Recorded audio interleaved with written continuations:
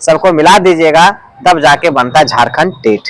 और इस तरह से हम नहीं ठगाते हैं। छात्र किसी तरह से फॉर्म भरा के पैसा रख लें। बताइए, तो एक सिलेबस है कि हमको लगता है कि बुकलेट है। टीका बांधते थे कि मेरे पास कोचिंग में पढ़ो, हम तुमको पास करा देंगे। कुछ शिक्षक जो है ना, उसको हवा जो है ना, जैसे कहते हैं हवा निकल जाना, हवा नहीं है और सरकार की नीयत नहीं है। अगर सरकार की युवा जो है हर प्रकार के आंदोलन करे, कोर्ट करे, कचहरी करे, पिसते हैं, कोचिंगों में पढ़ के पैसा दे रहे हैं, कोचिंग वाले भी खुश है, बनाते हैं, पैसा कमाते हैं, बस जो पिसते हैं यहाँ के झारखंडी युवा पिसते हैं। यहाँ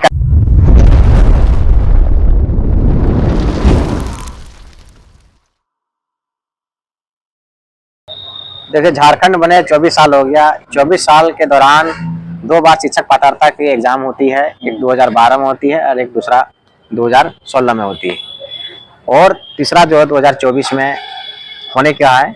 लेकिन दुर्भाग्य है, झारखंड बने हुए 24 साल हो गया। प्रत्येक राज्य में देखिएगा कि प्रत्येक साल या साल में 2 बार शिक्षक पात्रता का एग्जाम्स होता है। हमारा केंद्र सरकार का ही देख लीजिए, सीटेट जो एग्जाम होता है जून और दिसंबर, साल भर में 2 बार आयोजित किया जाता है।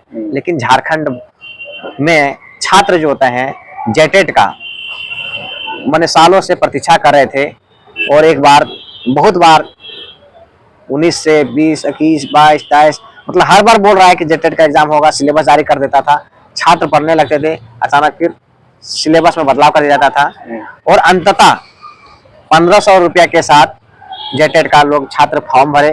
कल देखें कि इसका सिलेबस जारी किया गया।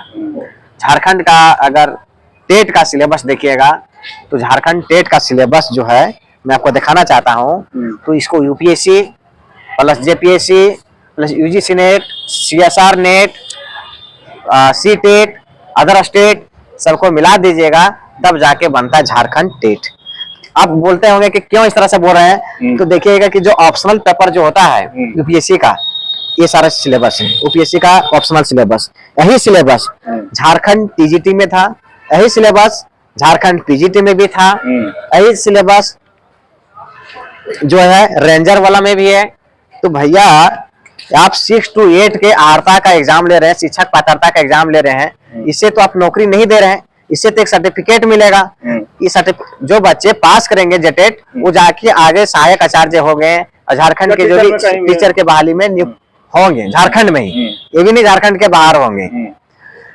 लंबे अरसे के बाद इंतजार करने के बाद जो सिलेबस जारी किया गया है, इतनी बड़ी सिलेबस जारी कर दिया है कि बच्चे 15 दिन के बाद इसका एग्जाम होने वाला है। क्या पढ़ेंगे, कैसे पढ़ेंगे? अगर सच में अगर हमको पता रहता कि इतना सिलेबस पढ़ने के बाद अगर हम शिक्षक बनते हैं, तो हम 2-3 विषय में पीएचडी पहले से कर लिया रहते हैं। हम इसका 9 साल से इंतजार करके, और इस तरह से हम नहीं ठगाते हैं कि क्या इस तरह से किया जा रहा है। एनसीटी का रूल एंड रेगुलेशंस होता है कि कोई भी जो एग्जाम्स होते हैं, शिक्षक पात्रता का एग्जाम 1 to 5 का एग्जाम का जो क्राइटेरिया होता है, उसमें क्लास 8 तक जो होते हैं प्रश्न पूछे जाते हैं, और 6 to 8 के लिए जो आर्ता एग्जाम लिए जाते हैं शिक्षक पात्रता का, उसकी जो आर्ता फुलफिल करता है वो क्लास 10th लेवल का एग्जाम, क्लास 10th लेवल का सिलेबस होता है। लेकिन झारखंड क्या है, क्या चाहते हैं कि छात्र हमेशा आंदोलन करें, छात्र कोर्ट कचहरी जाएं, आप एग्जाम ना लें, छात्रों किसी तरह से फॉर्म भरा के पैसा रख लें और चुनाव में दिखाएं।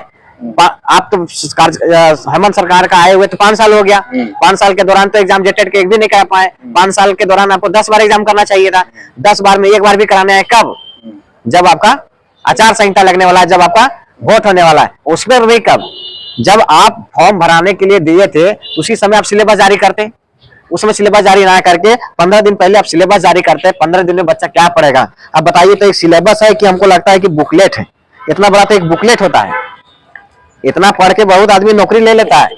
देखिए, इतना पढ़ के कोई आदमी नौकरी भी ले लेता है। अब इसको पढ़ने के लिए मान के चलिए कि कोई व्यक्ति गणित का शिक्षक बनना चाहता है, तो गणित के शिक्षक होने के लिए उसको ग्रेजुएट लेवल तक गणित जानना पड़ेगा, ग्रेजुएट लेवल तक फिजिक्स जानना पड़ेगा, ग्रेजुएट लेवल तक केमिस्ट्री जानना पड़ेगा, ग्रेजुएट लेवल तक बायोलॉजी जानना पड़ेगा, और इतना ही नहीं जानना होगा, उसके साथ उसको हिंदी जानना होगा, उसके साथ अंग्रेजी जानना होगा, इसके साथ बाल विकास जानना होगा, और एक क्षेत्रीय जनजातीय भाषा भी जानना होगा। तब जाके आप एक शिक्षक पात्रता जो झारखंड टेट कहा जाता है, उसका एक सर्टिफिकेट पाइएगा। और उसमें भी आर्ता फुलफिल किया गया है कि आप हर खंड में आपको 40% मार्क्स लाना है। अगर 40% से कम लाते हैं तो आप क्वालिफाई भी नहीं करिएगा। मतलब लेट अस कंसीडर कि 60% 90 नंबर होता है, 150 में अगर 90 नंबर होता है, अगर 90 नंबर ला के आप क्वालिफाई कर जाते हैं सीटेट, मतलब हो सकता है कि अलग एक खंड में आप ज्यादा ले आए, खंड में कम लाए तो क्वालिफाई कर जाते हैं। लेकिन झारखंड में है कि प्रत्येक खंड में आपको 40% नंबर लाना होगा, और नहीं लाते हैं तो आप डिस्क्वालीफाई कर जाते हैं। अब सोचिए कितनी बड़ी सिलेबस में बच्चे कहाँ से पास कर पाएंगे। सिलेबस तो समझ के नहीं है। शिक्षक पढ़ाने से बहुत बड़े बड़े शिक्षक वाले बड़े बड़े पहले भूमिका बांधते थे कि मेरे पास कोचिंग में पढ़ो, हम तुमको पास करा देंगे, ये करा देंगे। लेकिन अभी देखिए कि शिक्षक जो है ना, उसको हवा जो है ना, जैसे कहते हैं हवा निकल जाना, हवा निकल गया है, क्योंकि वो कभी भविष्य में भी कल्पना नहीं किया। इसको देखकर सच्चाई है।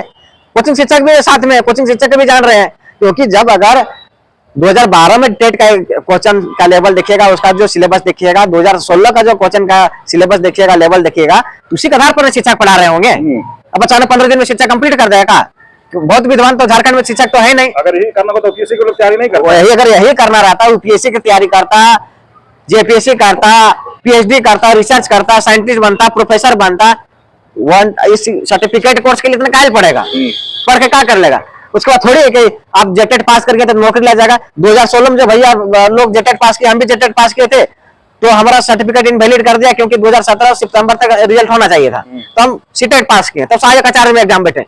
देखिए वो लंबे अरसे से एक सहायक आचार्य बैठने के लिए आदमी जो 2016 में पास था, वो 2024 में सहायक आचार्य का बैठता है 8 साल तक। सोचिए 8 साल में कहां से कहां चल जाता है, सरकार बदल जाता है, बच्चे हो जाते हैं, बूढ़े हो जाइएगा, लेकिन फिर भी झारखंड में टेट का एग्जाम नहीं होगा, ना शिक्षक नियुक्ति होगी। लेकिन झारखंड में जिस तरह से देखा कि छात्र एकदम आंदोलन के मूड में आ गए, चाहे जेपीएससी की बात करें, चाहे जेएसएससी की बात करें, चाहे जैक की बात करें, तमाम जगह देखिए क्या सच्चाई है कि देखिए पारदर्शिता नहीं है और सरकार की नीयत नहीं है। अगर सरकार की नीयत रहती तो सड़क में युवा क्यों आती? युवा को रोजगार देते। अब पड़ोसी राज्य से भी सीखना चाहिए। 10 लाख छात्रों को नौकरी दिया कि नहीं?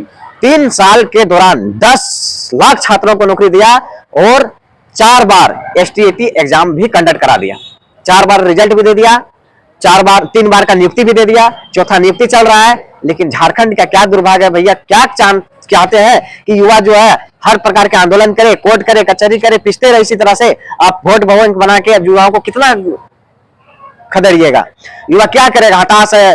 अब देखे होंगे कि बहुत सारे छात्र जो है पढ़ने के लिए आए थे जेटेट के लिए। अब जब हम पहली बार हजारीबाग से रांची आया था, तो मैं भी जेटेट के लिए देखा कि सब क्लास में हो रहा है, हम भी पढ़ने के लिए गए।